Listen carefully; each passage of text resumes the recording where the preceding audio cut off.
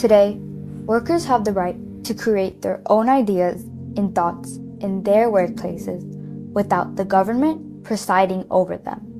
But it was not always like this back in 1980 Poland, a country where courage sparks a new change for the better.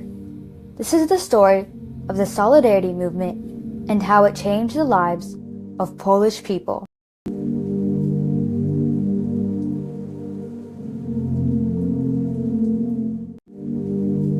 Due to the Solidarity movement in Poland, workers were granted more rights, and the communism in the country subsided. Even though those who went against the communist government were imprisoned or killed, the Solidarity movement eventually transformed Poland into a modern democratic state. This event is important since it was a key factor in ending communism in Poland, giving freedom to the people of Poland, and ending the Soviet Union throughout Eastern Europe. It all began on June 4th, 1946 election, where the communists stole the seats in the Polish parliament. Between 1956 and June 25th, 1976, workers in Poland demonstrated acts of civil disobedience through nonviolent protests that all ended with multiple people dead or injured. These early battles set the foundations for the important events of August 14th, 1980. Employees at the Lenin shipyard in Gdańsk showed unhappiness on this day. The strike began as a salary conflict, but concerns with decades of terrible conditions at work, censorship, and hate speech grew into something far larger. Directed by the electrician Lech Walesa and a team of committed activists, almost 16,000 workers stormed the shipyard, causing work to stop altogether. They provided a set of 21 demands that established the base of their fight. These requests included appeals for free and independent trade unions, which were denied by the communist dictatorship, who wanted complete authority over workers' rights. They also promoted the end of censorship, pointing out the need for freedom of speech as well as the transmission of trustworthy knowledge. The demand spread outside the shipyard's walls. Workers wanted freedom for political inmates, especially individuals imprisoned for refusing the dictatorship. The protesters requested promises for the right to strike, greater pay, and an organization that allowed workers to select their own job managers rather than suffering centralized election processes. On August 31st, 1980, after several days of intense arguments among the workers with the Polish government, the strike concluded in victory for the workers. It is over in Poland. After almost 3 weeks of strikes that nearly brought the regime to its knees and the nation to the brink of catastrophe, an agreement has been signed giving the workers rights and privileges unheard of in the communist world. Gordon Josoloff report. An agreement called the Gdańsk Agreement was formalized as a result of the strike at the shipyard. These offers were significant because it was a primary moment under a communist country when its government acknowledged a separate work union, Solidarity. This deal allowed workers to establish their own unions, an important win for the communist state, which had typically held a strict hold over labor actions. The Gdańsk Agreements resolved workers' demands for increased freedom of speech, the right to strike, and freedom of political inmates.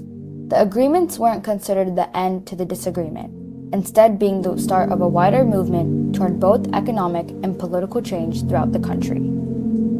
The Gdańsk Agreement made it possible for an independent trade union called Solidarity to form. Solidarity united Poland, making it more challenging for the government to abolish them. In response, on December 13, 1981, General Wojciech Jaruzelski and the Military Council of National Salvation imposed martial law in Poland.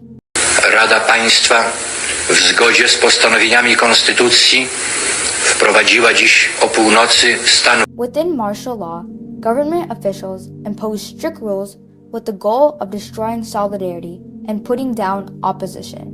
Time restrictions were put in place, and movement was severely restricted, as well as communication between people, such as telephone lines, was taken out. Independent groups became illegal, and a new round of censorship silenced every kind of speech that was free. Important industries and businesses were put under military monitoring, and individuals were under military rules. Solidarity organizers and activists were the focus in major arrests, having over 10,000 arrested in the very first few months only. Those that refused were brought to trial in newly formed military courts, which skipped usual regulations. The administration tried to fully quiet dissent, removing dissident views from the press and learning, as well as public institutions, through strict verification tests. Still, the Polish people decided to not stay quiet. Given the terrible circumstances, Solidarity managed to work in secret, creating a sense of refusal. Martial law lasted until July 22, 1983. Although it had a major effect on increasing the separation between the government and its people, it grew obvious that the Polish people's desire for freedom and unity could not be controlled. By 1984, all of the Solidarity leaders were released from jail. During this time, the communist government had grown aware that they were not strong enough to crush Solidarity, but neither was Solidarity ready to reach for power. Both the government and Solidarity leaders realized that both sides couldn't achieve full victory without large expenses, foreign pressure, and internal chaos, which worsened Poland's decline in its economic situation, showing the government's struggle to maintain its power. Then, on March 11, 1985, Mikhail Gorbachev became the president of the Soviet Union. Mikhail Gorbachev's policies, glasnost, meaning transparency, and perestroika, meaning restructuring, meant to reduce Soviet control over Eastern Europe, helped groups like Solidarity by showing that the Soviet Union was ready to change its policies. This gave Polish politicians belief in a way to find change. Realizing the changes, the Polish government introduced an indirect yet crucial interaction with Solidarity. Discussions kicked off on February 6, 1989, with the roundtable talks aiming to find common ground on how to govern Poland. Members from both sides participated in the roundtable talks. They discussed important topics such as the creation of free trade unions, the freedom to strike, the freedom of political inmates, and having semi-free elections. While the debates were mostly held behind closed doors, the results were significant.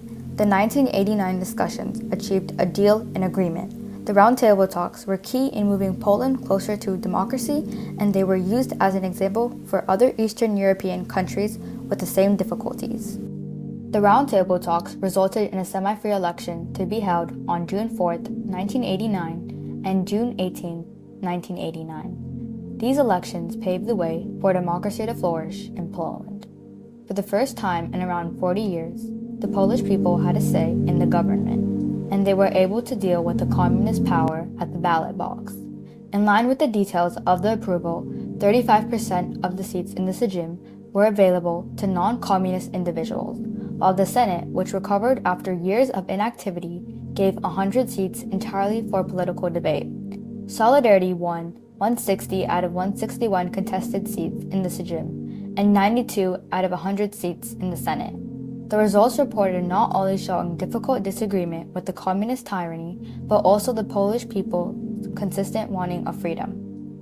The influence of the elections went well past the ballot box. Solidarity's victory caused the communist government officials to give up power, setting the path for the choosing of Tadeusz Mazowiecki as Poland's first non-communist prime minister in almost 40 years. This transition in authority indicated the end of communist power in Poland, which encouraged revolutionary movements across Eastern Europe. This event was a victory of cooperation, bravery, and the constant desire for freedom, creating an example for nonviolent rebellion and change in democracy. Poland set an indicator for change with these elections, proving that teamwork and commitment are capable of demolishing even its most harsh times. The Solidarity movement had important short-term effects, including trade unions and increased workers' rights, which forced the government to talk about changes. In the long term, it was needed in bringing communism to an end in Poland, changing the country into a democratic state, encouraging other Eastern European countries to embrace freedom, and eventually contributing to the Soviet Union's decline. The movement's history continues to form Poland, proving the possibilities of peaceful protest as well as unity and the search of liberty.